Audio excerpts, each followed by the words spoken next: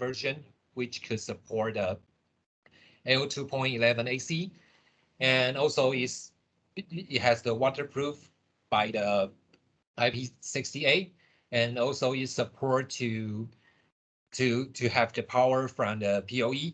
So you could use the PoE switch to supply the power for the 42 series. Okay, so this is all the devices that we have right now for the Wi-Fi series.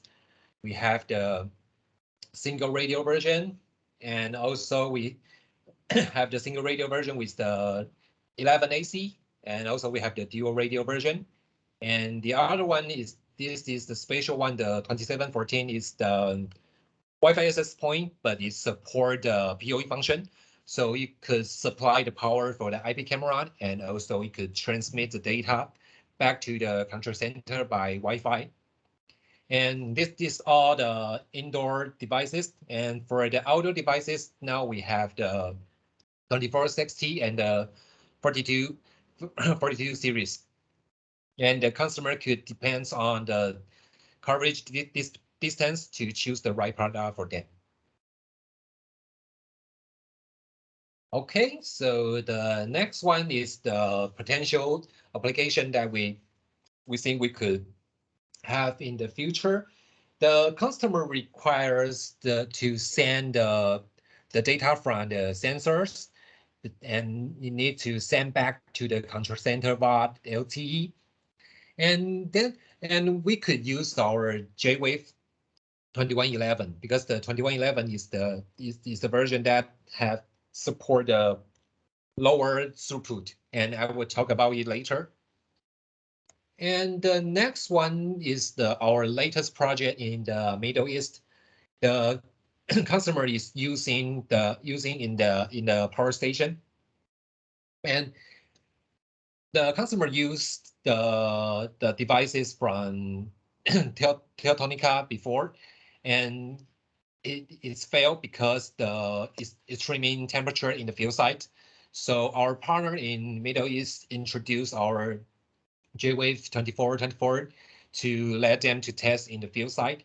And after that, the end customer is satisfied for the test result. So we win this project recently, and we will ship out the new devices for them in the Q2. Okay, so this is all the cellular gateway that we have right now. So we have the 2211 series, and 2111 series, and also the 24 series. And also for the 2714, which support the PoE function, we have the cellular version as well. So customer could choose if they want to send the video stream back to the control center via LTE. And also we have the device which support the cellular and the Wi-Fi at the same time. And also for the 3420, we have the M12 version, so it could use for the transportation solutions. And you might notice that we have for the cellular product, we have 3 devices. These devices has the 21 series and the 24 series. And the differences between them is the 24 series is support for the LTE K4. The maximum throughput is it could up to the 150 megabits per second for the download and 50 megabits per second for upload. And the 21 series use the LTE Cat1. The maximum throughput is lower than Cat4, of course, and the maximum number is the 10 megabits per second for download and 5 megabits per second for the upload.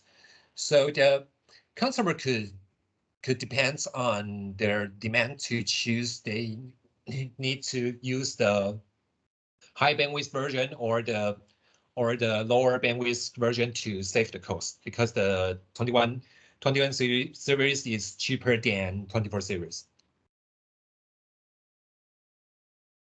Okay, so the next one is with our another project in China. They use our LoRa gateway for the port tree light control systems. They require the wide range for the wireless communication, and they need to have the waterproof for IP67, and also the device need to provide the Modbus RTU protocol and command to sync up the data from sensor to the POC. So the customer choose to use our LoRa gateway, the JetWave 4110L. The 4110L is our LoRa wireless gateway, but it's not support the LoRaWAN. So our LoRa gateway only can use in the in the local network.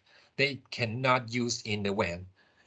And the 4110L has the high power and has sensitivity, provide a 40 kilometer for the transmission distance. And also it support the multi-interface for the serial, the RS485, and also the analog and digital output. Sorry, the analog and or the digital input and the digital output. And also it has the waterproof design for the IP68, and also it could work in the harsh environment. But the data throughput for the LoRa is very low. You only support for the 21,000 bits per second. And our LoRa gateway has support the point-to-point communication and also the point-to-multipoint communication. Then this is the pin design for the 4110L. And if the customer require the pin assignment, you could provide this graphic for them. Okay, so this is the Hey, Johnny? Yes. I have a quick question about Yeah, no LoRa. problem. It's a standard, right? Can we? Yeah. Is our LoRa devices? Now we don't recommend this, but if a customer already has LoRa devices on site, can we mix and match with ours, or are they compatible, or are they specific to Korenix broadcast? Yeah, I think you need to use both from the Cornix because Both for Korenix. yes, both from the Cornix. I'm pretty sure that our LoRa gateway cannot. I think it cannot communicate with our other brand. I think yes, because we have tests before. I think the result. I remember that it cannot be communicated. Yes. Johnny, do we manufacture this unit? You mean a lot of customer using this? No. Is this come out of our plant? It's a third party. It's a third party product. Right. So there's a lot of them. There's a lot of them out there already that we could tie into. They're not key to each other, are they? They are. It's proprietary. So they have it does, as he said at the beginning, it's not. It doesn't comply with like the open LoRaWAN protocol. Right. So there is a group out there that. So it's us to us. We can't mix and match with others. We can't mix and match with if there's already units in the field. Sure. If it's this product, right? Right. That's what I'm saying. Yeah. It's a third party product. Yeah. Our product that we sell, the 4111, we can talk to other 4111s.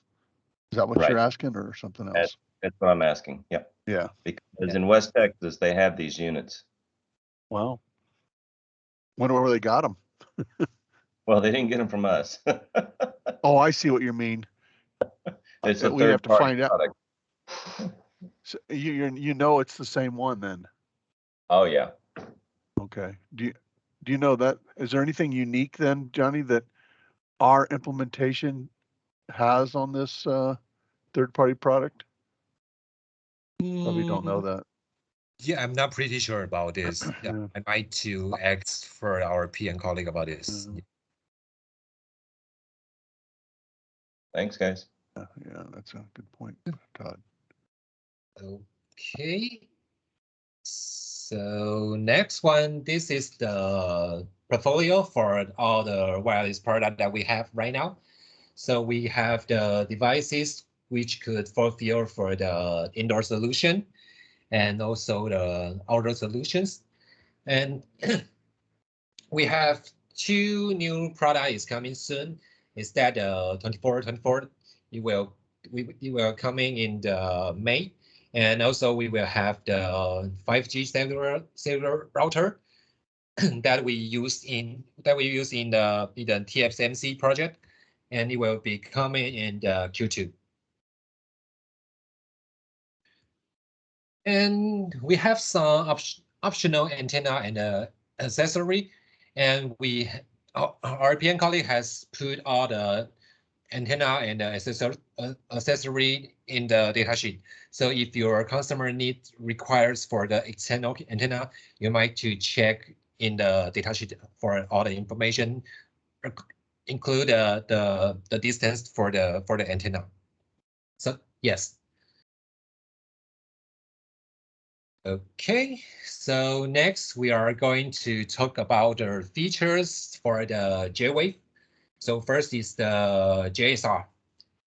But I have to tell you that we are stopped to manage for the JSR in the future because the JSR is used for the cell phone with the Android system. But for now, we don't have R&D colleague to manage it. So our PM colleague and R&D colleague decided to stop this project, to stop this feature right now. So in the future, I think we won't have the feature on the Android system for now. Yes. Okay, so next one is the JSM, the JetWave Smart Mapping. We designed this function because the customer says that they want a easy and a simple setup, and they want a smart access point. You could have the smart mapping between the AP and the client by itself. And also you want to have the function that you could have survey the channel automatically. So our R&D colleague to design a new wireless mode that is the JSM. Take a look about how it's working. First, you need to set up the auto channel survey time. The default value is the 86,400 seconds, which means it takes 24 minutes to survey for the channel one time. So you could reduce the value to the number that you want. Then when the access point survey the channel complete, it will inform to the client, and the client will update the channel to follow the access point, and all of this process by the access point itself. You don't need to configure any new settings for the client. And then I will give you some example for the JSM working. So the first we have couples of the clients connect to the access point in the factory one. Then we have two clients move to the factory 2, and then the client will sync up with the access point automatically to follow the settings that the access point using in the factory 2. So the customer don't need to configure the settings for the client by itself. And the next example is that if we change the settings in the access point, and the JSM AP will inform to the client automatically to to change the configuration for the SSID, the channel, and also the RF, and also the security to follow the settings on the access point that you configure. So this is how the JSM working, and later I will tell you that how to configure the JSM AP and the client. Okay, so next we are going to talk about the operating mode for the JetWave. There has two modes that we have to configure. First is the network mode, and the second one is the wireless mode. So for the network mode, is in the you can find the network mode in the basic setting in the web interface.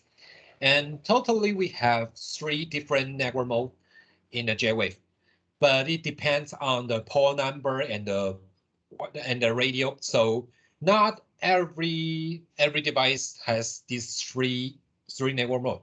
Some of device will only have the bridge mode, or support the bridge mode and the route to Ethernet WAN, or support bridge and the route to wireless LAN WAN. It depends on the devices, but we could provide these 3 modes for the JetWave.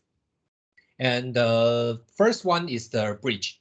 The bridge means all the Ethernet port and the Wi-Fi radio is in the same LAN, the local area network. And the second one is the route to the Ethernet WAN, which means the Ethernet port 1 will be the WAN port. And the Ethernet port 2, or if the device has the other Ethernet port, it will be the LAN port, and also the Wi-Fi will under the same LAN. So the port 1 is the WAN port, and other Ethernet port and the Wi-Fi radio is under the same LAN. And the third one is the route to wireless LAN WAN. It means the Wi-Fi radio 1 is the WAN, and the Ethernet ports and the Wi-Fi radio 2 are under the same LAN. And this function for now is only, I think it's only available for the JetWave 3220 because it has the dual radio. And also I think the 42 series for the dual radio version will have this network mode as well. Yes. Okay. And now I'm going to show you that how we configure the wireless mode. And first I would talk about AP client structure. And second one is the WDS AP and WDS client. And the last one is the JSM AP and the JSM client. Okay, so the AP client transmission. The AP client transmission means the one device configured as the access point, the AP, to provide a Wi-Fi service, and the other devices will configure as the wireless client to connect to the AP for the transmission. Okay, so first step, we have to configure the AP as the first. You have to choose the AP for the wireless mode as the first. Then you have to give a name for your wireless network. The client needs to connect with this name to the AP. So the SSID is the wireless network name. Okay, then you have to choose a mode that you want to use, and the client need to choose the same mode to connect to the AP. And L2.11a is the 5G N band, and L2.11g is the 2.4 gigahertz N band. Okay, so and the next one we have to configure the frequency, the channel on the access point. You have to choose a channel for your Wi-Fi, And you need to remember that to avoid it, to use the same channel in the same scenario for other AP client. Okay, and then we could move to configure the client.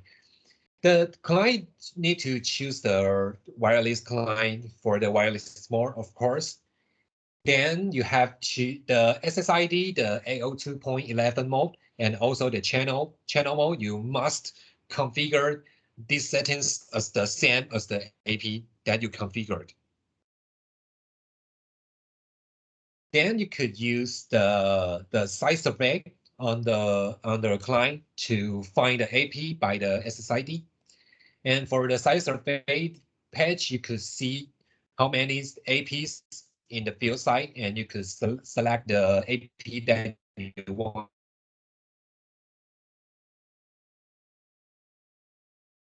to connect it.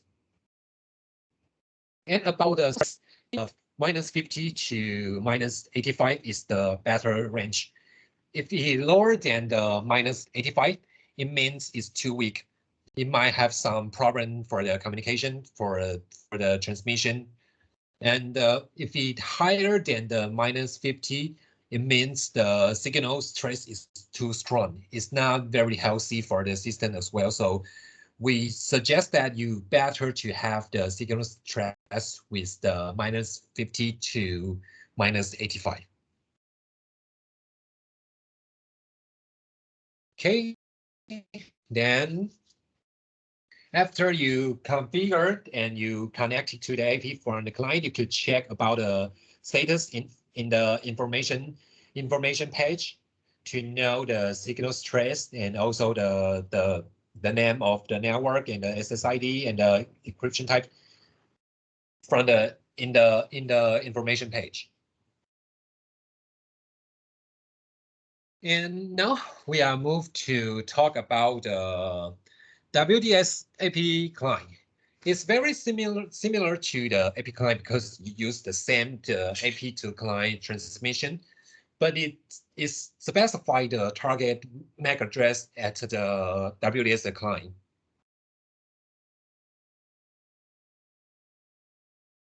So like the AP client structure, first we have to configure the WDS AP. You need to choose the WDS AP for the wireless mode, and the SSID, the AO2.11 mode, the frequency, the channel. You could follow the same way as the AP client structure to configure. Then we move to the WDS client. The WDS client, you have to choose the WDS client for the wireless mode. And the others, you must configure the settings, sorry, as the same as the AP. And in the WDS client, you have to confirm the MAC address of the Wi-Fi radio in the information page on the AP. You need to remember the MAC address of the radio on the AP. Then you need to type in the MAC address of the wireless radio, which WDS AP you want to connect in with, and you need to type in the client for the MAC address. Then, and we have tips for you that you could just copy the MAC address of the WDS AP in the site survey page. Then you don't need to type in the MAC address by yourself. You could just copy the MAC address and pass to the client. Okay, after that, you should have the connections successfully, and you could confirm the connection status in the information page about all the status. Okay, so next is the JSM. The JSM is Johnny. Yes. Johnny, before you go on, couple of questions. Where is all this documented other than a PowerPoint presentation? Is there a manual that goes through all this? I think the menu has mentioned about all the mode, but they don't have the step-by-step settings in the menu. It has the introduction of it has the introduction of each mode in the user menu, but they don't have the step-by-step settings in the user menu. Is that a concern for you? I mean, to us, it looks, we don't do this all that often. It's fairly complex, and it'd be nice to have a little guidance on how to do this instead of having to go back to a PowerPoint presentation that we may or may not be able to find, a few months from now. Okay, I understand. Yeah, because actually these slides I made for the hands-on actually. Right. And Yes, the software you're yes. using for all this is what? Cornix View? No, this is the web interface. What is this software? If you logged in through your web browser, it looks like this. Okay, so there's nothing I have to install on my computer to get this view. Jeff, this is pretty straightforward in the industry. Sure, but this is what we used to see at Hirschman. It looks just like this. Through the COM port? The console port? It all looks real familiar.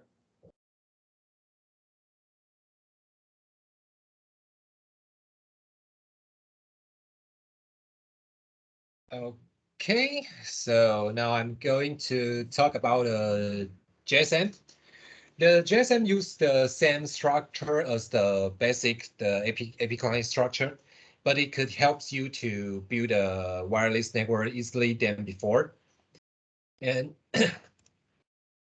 the first we have to configure the JSM AP, of course, and you need to choose the JSM AP for the wireless mode. And about the SSID, the 11 mode, the L2.11 mode, and the frequency and the channel, you could follow the same way as the AP client structure to configure. You could configure that the parameter that you want. And we could go to configure the JSM client. The first, of course, you need to choose the JSM for the client, and you only need to choose the L2.11 mode, same as the JSM AP that you configured. Then the setting is finished. The JSM client will connect to the AP, and you will configure other settings by itself automatically, and you just go to the information page to check about the status. So the configuration for the JSM AP client is easier than the others.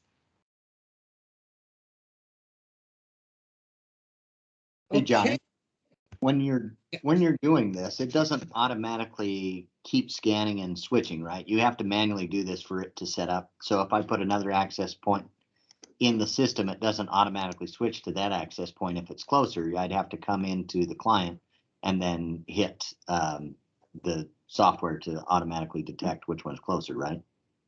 Yes, you will automatically detect to the, it depends on the signal stress. And if you have a couple of the JSM AP in the field site, it depends on the signal stress of between the AP and the client. If it detect if it leave for the first, it is too far away from the first JSM AP, it will change to the other JSM AP automatically, and automatically to have the configuration as the new JSM AP. Is that done? Do I have to come into the configuration to have it rescan, or will it do it regardless? Like 2 months later, I add a new AP. Would it automatically detect that it has a stronger signal and switch to the new AP that I added without coming into the client? Yes, but you have to you need to use the same. You need to use the same 0.11 mode. Then Okay. you will follow you will detect the new it can be detect the new JSM AP. Okay.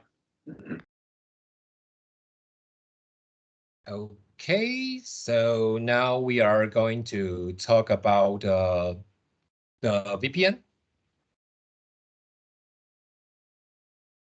Okay, the VPN, the virtual private network, is the it extend a private network across the public network as if it were directly connected to the private network.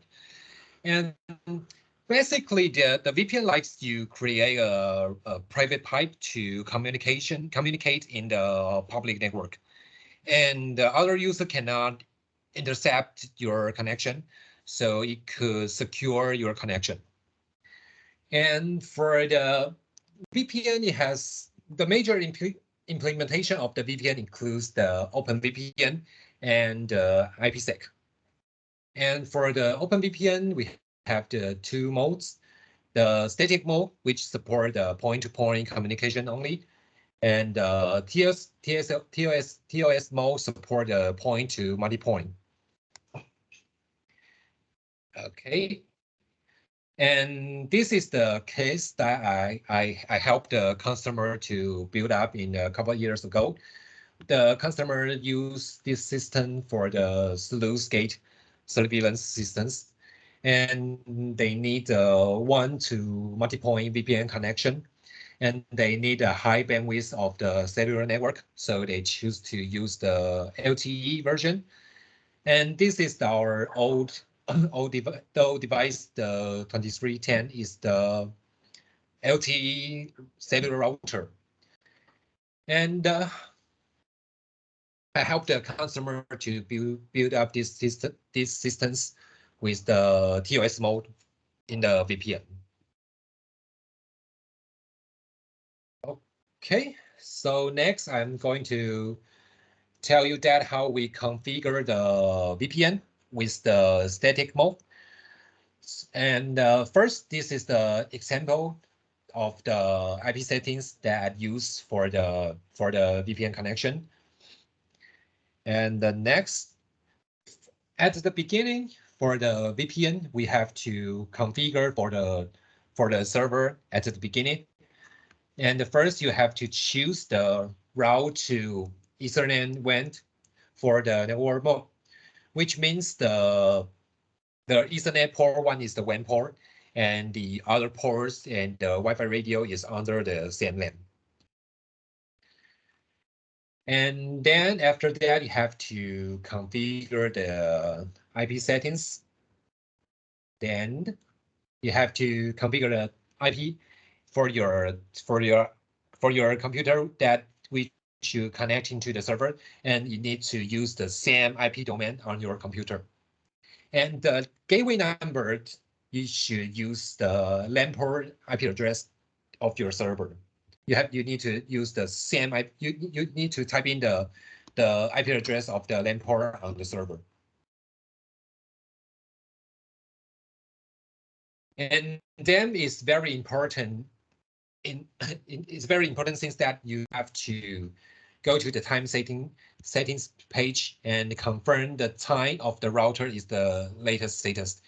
If it's not the latest status, you have to get a PC time to make sure the cellular route that your device has the latest time. Okay, and then we have to build a certificate kit for the connection. So we go to the VPN certificate page and generate the key. Then you have to save the key, and you need to import the key for the client later. So you have to copy it to the computer that you connected to the VPN client. Okay, and next we have to configure the VPN connection. So we go to the VPN server settings, and first you have to choose the encryption mode for the statics, and go to the bottom of the page. You have to configure the route. The route should be the same IP domain with the LAN IP address of the client. And then go back to the top to click to enable the OpenVPN server connection. And then you go back to the bottom of the page to click the applied. Then you have to remember that you have to save your configuration. Otherwise, you are lost the configuration if the device after reboot or it shut down. Okay, and next we could move to configure the client. The client need to choose the same network mode as the server. You need to use the route Ethernet WAN because you need the WAN port and the SAN port. The WAN port and the LAN port at the same time for the VPN connection. Then other thing is totally the same. You have to configure the IP for the both WAN port and the LAN port, and then you have to configure the IP for your computer which connecting to the client, and you should use the same IP domain for your computer as the client.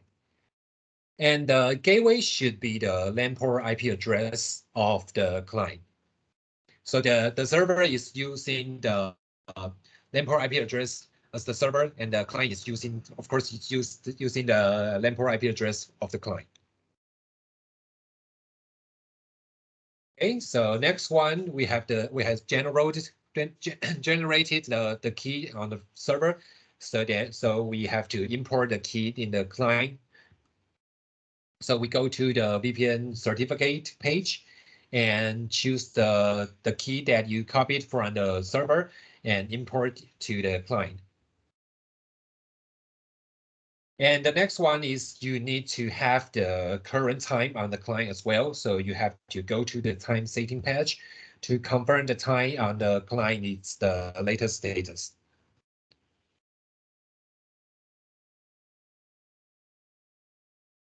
So next we are going to configure the VPN connection on the client. So we go to the OpenVPN, the client setting page. And then we choose the static mode, and we need to type in the IP address of the WAN port of the server. And we go to the bottom of the page that you should use the same IP domain with the LAN IP address of the server in here for the route. Then you could enable the client connection and choose and click the applied. Then you have to save your configuration as well. Then you could go to the status page to confirm the connection state on the both server and the client to confirm that you have enabled the VPN connection and is connected or is disconnected. And also on the in the client, you could see the server IP in the VPN status. Okay, so I'm going to tell you that how we verify the VPN connection and also the troubleshooting that from my experience. So first, usually we will use the ping to confirm the VPN connection is working or not. And you could try to ping another PC. Like for example, I use the ping from the PC that I connected to the server, and I try to ping the other PC that I connected to the client to make sure the VPN connection is working. And about the troubleshooting, these 4 points is the problem that I met before. So I want to share with you that The first one is you need to confirm the IP address and the gateway on your computer, and confirm that it is configured and correctly. And the second one is you have to confirm the IP address of the WAN port and the LAN port are correctly on both APs for the server and the client. And the third one is you have to confirm that the network interface of the computer, which connecting to both AP is the only one or the first priority. Because sometimes if we use the laptop to connect to the server or the client, and if you enable the Wi-Fi connection, the first priority of the transmission path will be the Wi-Fi connection. So if you use the pin to try to pin another PC, you will use the Wi-Fi connection to try to find the device. But the Wi-Fi connection is go to the WAN to the WAN area, so you cannot find the other PC from the Wi-Fi connection. So you have to remember that if you have the Wi-Fi connection on your PC, on your laptop, you have to disable it and try it again. And the latest one is that you have to confirm the key is loaded correctly on the client. And you have to notice that the timing of the key generated, it cannot be newer than the time on the server and the client. For an example, if the key is generated at 9 o'clock in February 17th, but the system time for it on the AP is the 9 o'clock the February 16th. That means the key is from the future. And in this situation, it will make the VPN connection not working. Okay, so this is the 4 point that I met before, and how I fix it for the VPN connection. And then this is I wrote a VPN setting guide for the both static and the TLS mode. So if you are interested to build a VPN connection by yourself, or the customer require a menu for the VPN settings, you could go to our website to find the VPN settings. I wrote the English version, so you could download it from our website for the customer. Hey, Johnny. Yes. It looks like you created a VPN connection to go from one side, and then on the other side of the VPN client, you had a PC. Which required a key. Are we able to use a VPN to another source device like an HMI or other devices like a PLC without a PC on the other side of the VPN client? I think if the HMI could configure the IP address and also the gateway, the gateway, I think it should be work. Okay, so we don't need the key on every device that's connected on the other end of the client? Yeah, if you're connecting the HMI to the client, you don't need to import the key for the HMI. Okay, perfect. Yeah, but you need to connect the HMI to the VPN client. Okay, thanks, John. Yes. Okay. Okay. Yeah. Welcome. Okay. So. Okay. So next is the last one is the auto offload. So at first, I would tell you that why we need auto offload. The auto offload means that the device will primarily to use the Wi-Fi for the transmission when the signal of the Wi-Fi is strong enough, and you could save the cost of the cellular transmission because some country like in Taiwan we don't have the for free we don't have for free cellular transmission, so the customer need to save the cost of the cellular transmission. So we designed the auto offload. And auto offload only available on the client. And also, and you need to have the wireless client with the bridge mode, and is ready. Then you could use the auto offload on the wireless client. And I made a picture to show you that how the auto offload working. So at the first, when the vehicle is far away with the bus station, the wireless client will use the LTE, will use the cellular to transmit the data back to the control center. And when the bus close to the bus station and the Wi-Fi signal is strong enough, they will change to use the Wi-Fi for the data transmission automatically. You don't need to change by yourself. And when the bus leave the bus station and the Wi-Fi signal is not strong enough, they will change back to use the cellular to transmit the data automatically.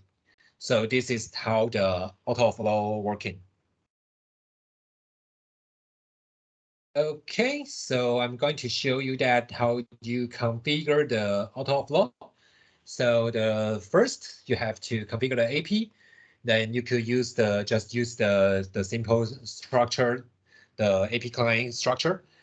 You choose the AP for the wireless mode, and for the SSID, the 11 mode and the frequency channel, you could just follow the same way as the AP client structure to configure.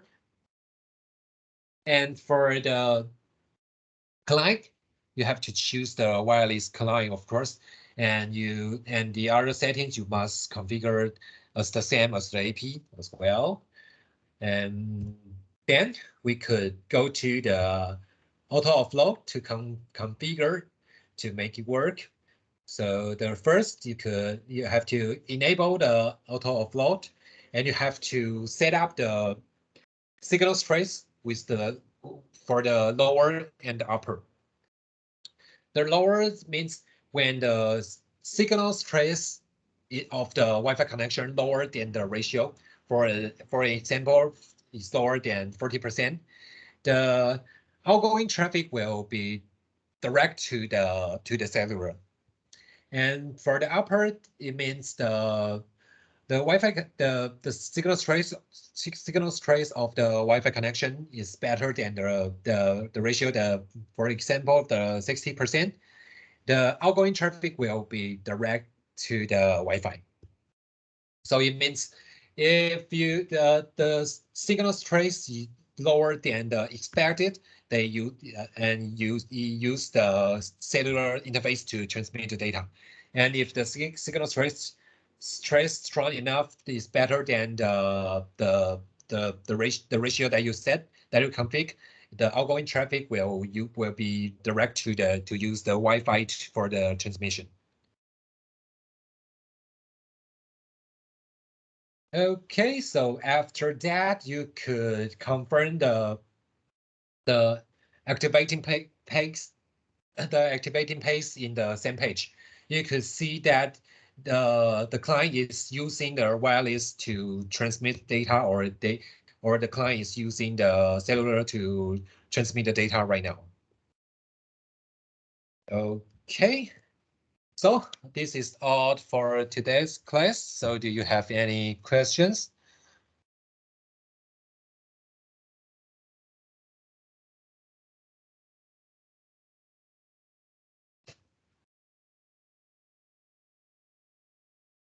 So Johnny, tell me, you were showing a application with a train and it was switching between the cellular and the Wi-Fi, that's when you do the auto offload. Yes. I mean, obviously the train's moving very fast. So how fast are the switch times between cellular and wireless to figure out if it's going to drop packets, right? Between auto sensing which internet it should be using. Yes, I think it has an interval. It might have interval, but we don't have. We only test in with the on the card. We never test on the train before. Maybe I can discuss with our testing about this. Yeah, I think I need to discuss with our testing and also our R&D colleague about this to confirm that if it could, because if it's suitable for the chain solutions. Yes. Okay. No worries. I just misunderstood the application. Adam, actually, they use them a lot in Europe on the trains, and from access point to access point, they switch over really fast. Well, I knew wireless to wireless, but switching between a cellular signal and a wired signal, that was my concern. Yeah, I agree. I don't know. Okay. Yeah, I know that you can do it wireless to wireless if it's a wired connection all along the train tunnel. So anyway. Yeah.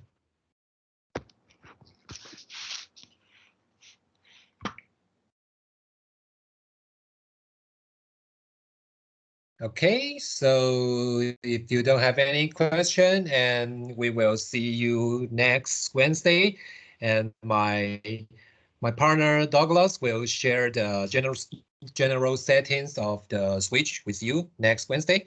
So thank you for your attendance, and see you on the next Wednesday. Thank you. Bye bye. Thanks, Johnny. Thank you.